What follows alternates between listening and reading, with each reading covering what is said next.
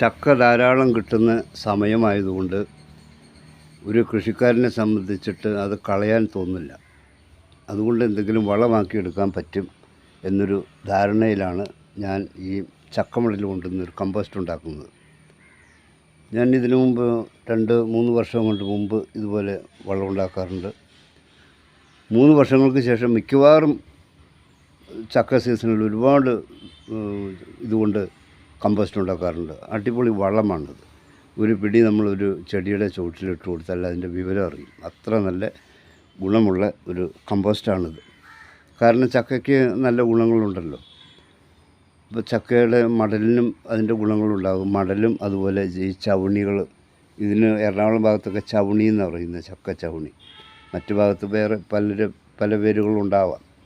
അപ്പോൾ ഇതിൻ്റെ കൂഞ്ഞ ഇതൊക്കെ നമുക്ക് എടുക്കാൻ പറ്റും. കുരു മാത്രം മാറ്റി വയ്ക്കണം. കുരു നമുക്ക് പൊടിച്ച് വേറൊരു വളം ഉണ്ടാക്കാം. അതിൻ്റെ വീഡിയോ ഞാൻ പിന്നീട് ഇടാം. ഇപ്പോൾ ഇതുകൊണ്ട് കമ്പോസ്റ്റ് ഉണ്ടാക്കുന്നത് എങ്ങനെയാണെന്നൊന്ന് കാണിച്ചു തരാം. എന്നോട് ചിലരൊക്കെ വേറെ വീഡിയോകളിൽ ചോദിച്ചു, ഇപ്പോൾ പുതിയ വീഡിയോകളൊന്നും കാണുന്നില്ലല്ലോ എന്ന്. കഴിഞ്ഞ ഒരാഴ്ചയായിട്ട് എനിക്ക് കുറച്ച് അസൗകര്യം ഉണ്ടായിരുന്നു. ഇനി വരുന്ന ഒരാഴ്ചയും അസൗകര്യമുണ്ട്.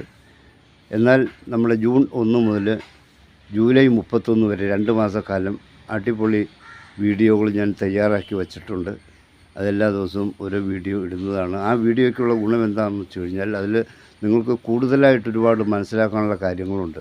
മഴക്കാലത്ത് എങ്ങനെ കൃഷി ചെയ്യാം, മഴക്കാലത്ത് കൃഷി ചെയ്യുമ്പോൾ നമ്മൾ ആ മഴയുടെ ശല്യം നമുക്ക് കൃഷിക്ക് ബാധിക്കാതിരിക്കാനൊരു ട്രിക്കുണ്ട്. അതെങ്ങനെയാണ്, ഇതൊക്കെയാണ് ആ വീഡിയോയിൽ പറയുന്നത്. അതുപോലെ എന്തെല്ലാം ചെടികളാണ് മഴക്കാലത്ത് നടാവുന്നത്, ഇതൊക്കെ പ്രതിപാദിക്കുന്ന വീഡിയോകളാണ്. അതിനുള്ള വളങ്ങളും പുതിയ വളങ്ങളൊക്കെ കണ്ടുപിടിച്ചിട്ടുണ്ട്. പുതിയ കീടനാശിനികൾ കണ്ടുപിടിച്ചിട്ടുണ്ട്. ഇതിനെപ്പറ്റിയൊക്കെ ആ വീഡിയോയിൽ പറയുന്നതാണ്. അപ്പോൾ നിങ്ങളുടെ സപ്പോർട്ട് വേണം എന്ന് അഭ്യർത്ഥിക്കുകയാണ്. ഈ വീഡിയോയിലേക്ക് പോകാം. ഇത് നമുക്ക് ചെറുതായിട്ട് അരിയണം. ഇതിൻ്റെ പുറന്തോടിന് നല്ല കട്ടിയുള്ളതുകൊണ്ട് ഇത് പെട്ടെന്ന് കമ്പോസ്റ്റ് ആവുകയാണെങ്കിൽ ചെറുതായിട്ട് അരിയണം. അത് ഇച്ചിരി പണിയുള്ളതാണ്, പക്ഷേ അത് അരിഞ്ഞെടുക്കാം. അപ്പോൾ നമുക്കിതിങ്ങനെ സാധാരണ നമ്മളിങ്ങനെ അരിയുന്ന മാതിരി ചെറുതായിട്ടൊന്ന് അരിയാം. ഒരല്പം സമയം പിടിക്കും ഇത് അരിഞ്ഞെടുക്കാൻ. പക്ഷേ നമുക്കിതിൽ നിന്നും കിട്ടുന്നത് അതുപോലെ വലിയ ഉപകാരപ്പെട്ട ഒരു വളമായതുകൊണ്ട് നമ്മൾ ആ സമയം നമുക്ക് വിഷയമല്ല. ഇതിനൊരു വലിയ കത്തി ഉണ്ടായിരുന്നു എൻ്റെ കയ്യിൽ, നല്ല ബലമുള്ളത്. അതും ഞങ്ങളുടെ സ്വന്തം വീട്ടിൽ വച്ചിട്ടുണ്ട്. എവിടെയാണെന്നൊരു പിടിയില്ല. ഇനി അത് പൊളിക്കുമ്പോഴാണ് അറിയാൻ പറ്റുള്ളൂ. ഇപ്പോൾ അവിടെ നിന്ന് എല്ലാ സാധനങ്ങളും ഞങ്ങൾ വാടക വീട്ടിലേക്ക് മാറ്റി. ഇപ്പോൾ എറണാകുളത്തുള്ളൊരു സുഹൃത്ത് എന്നോട് കഴിഞ്ഞ ദിവസം ചോദിച്ചു, ഈ വാച്ച് മാറ്റലില്ലേ, ഏത് നേരവും വാച്ചാണ്, അപ്പോൾ രാത്രി കിടക്കാൻ നേരത്ത് വാച്ച് കിട്ടുമോ എന്നൊക്കെ ചോദിച്ചു. അതിൻ്റെ കാരണം എന്താണെന്ന് വെച്ച് കഴിഞ്ഞാൽ ഞാൻ കോട്ടയത്ത് ജോലിയായിരുന്നപ്പോൾ 2 സ്വഭാവമാണ്. ഒന്ന് പാൻറ്റ്, എപ്പോഴും പാൻറ്റായിരിക്കും ഇടുന്നത്. ആ ഡ്യൂട്ടി അങ്ങനെയാണ്, എപ്പോഴും സമയം നോക്കണം. അങ്ങനെയൊരു ഡ്യൂട്ടിയാണ് എനിക്ക് കിട്ടിയത്. അപ്പം ഞാൻ എന്ത് ചെയ്യും, ഈ വാച്ച് എപ്പോഴും എൻ്റെ കയ്യിൽ വേണം.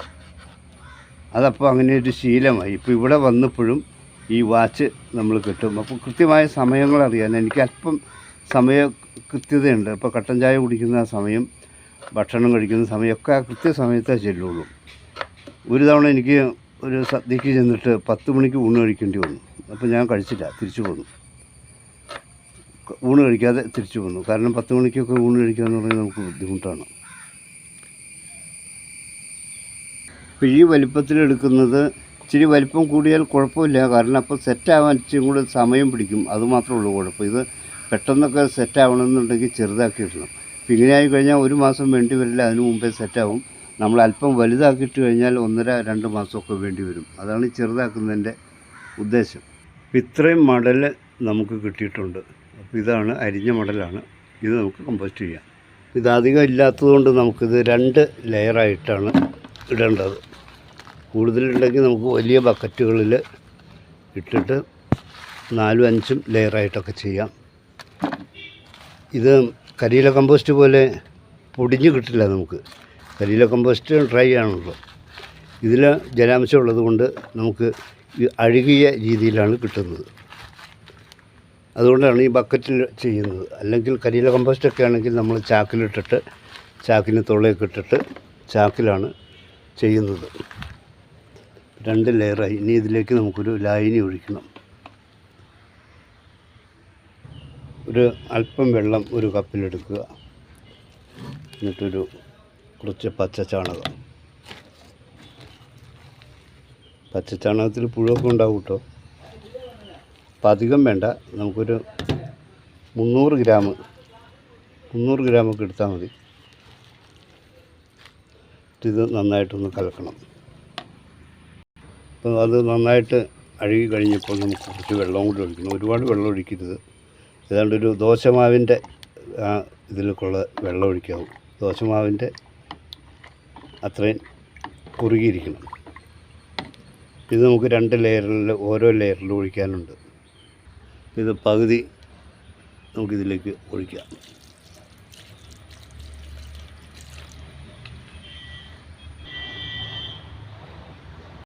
ഇനി നമുക്കിതിലേക്ക് ഒരല്പം ഇനോക്കുലം ഇട്ട് കൊടുക്കണം. ഇനോക്കുലം എന്ന് പറഞ്ഞാൽ ബയോ കെമിക്കലാണ്. ഇത്രയും ഇട്ട് കൊടുത്താൽ മതി.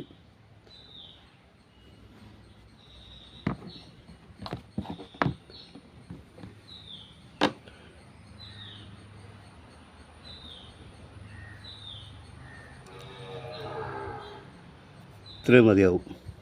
ഇടയ്ക്ക് വീഡിയോ ഒന്ന് സ്റ്റക്കായതാണ്. ഇനി ഇതിൻ്റെ മുകളിലേക്ക് നമുക്ക് ബാക്കി ഇരിക്കുന്ന മടൽ കൂടി ഇട്ട് കൊടുക്കാം. ബാക്കിയുള്ള ചാണക സ്ലറി അല്പം ഒഴിച്ചു കൊടുക്കുക. ലാസ്റ്റാണിത്. ഇനി ഇതിൻ്റെ മുകളിലേക്ക് നേരത്തെ ചെയ്ത മാതിരി ഒരു 2-3 ഗ്രാം ഇനോക്കുലം വളക്കടയിൽ കിട്ടും കേട്ടോ. അപ്പോൾ നമുക്ക് ആ ഇനോക്കുലം കൂടി ഇട്ട് കൊടുക്കും. ഇനി ഇതിൽ പുഴു വരാനുള്ള സാധ്യത കൂടുതലുണ്ട്. അതുകൊണ്ട് നമുക്ക് അല്പം വേപ്പിൻ പിണ്ണാക്ക് ഇതിൻ്റെ മുകളിലൊന്ന് വിതറി കൊടുക്കണം. വേപ്പിൻ പിണ്ണാക്ക് ഏറ്റവും മുകളിൽ ഒരു തവണ ഇട്ട് കൊടുത്താൽ മതി. എല്ലാ ലെയറിലും ഇടണ്ട. ഇത് അധികം പുഴു വരാതിരിക്കാനാണ്. ചിലപ്പോൾ 1-2 പുഴുവൊക്കെ വന്നേക്കും. ഇത് നമുക്കൊരു തണലത്തേക്ക് മാറ്റി വയ്ക്കാം.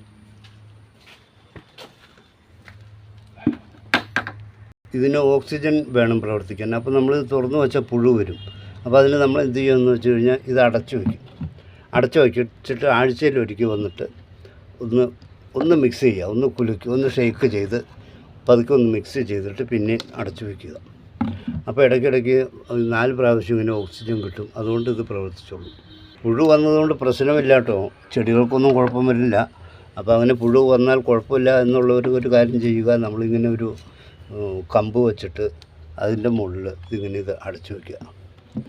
അപ്പോൾ പെട്ടെന്ന് ഇത് കമ്പോസ്റ്റ് ആവാൻ എളുപ്പമുണ്ട്. പക്ഷേ പുഴു വരുമെന്നുള്ളൊരു പ്രശ്നമുള്ളൂ. എങ്ങനെ വേണമെങ്കിലും ആവാം. അപ്പോൾ വീഡിയോ ഒന്ന് ലൈക്ക് ചെയ്യുക, സബ്സ്ക്രൈബ് ചെയ്യുക, ഷെയർ ചെയ്യുക. ഷെയർ ചെയ്യേണ്ടത് അത്യാവശ്യമാണ്. ഒരുപാട് ആൾക്കാർക്ക് ചക്കമടലുള്ളവരുണ്ട്. എന്ത് ചെയ്യണമെന്നറിയാതെ അവർ വിഷമിച്ചിരിക്കുന്നു. എവിടെയെങ്കിലും ഒക്കെ ഇട്ട് കഴിഞ്ഞാൽ ചീഞ്ഞ് നാറും. അങ്ങനെയുള്ള പ്രശ്നമുണ്ട്. അപ്പോൾ നമുക്കിത് നല്ല കമ്പോസ്റ്റാക്കി ചെടികൾക്ക് കൊടുക്കാം. Okay, thank you.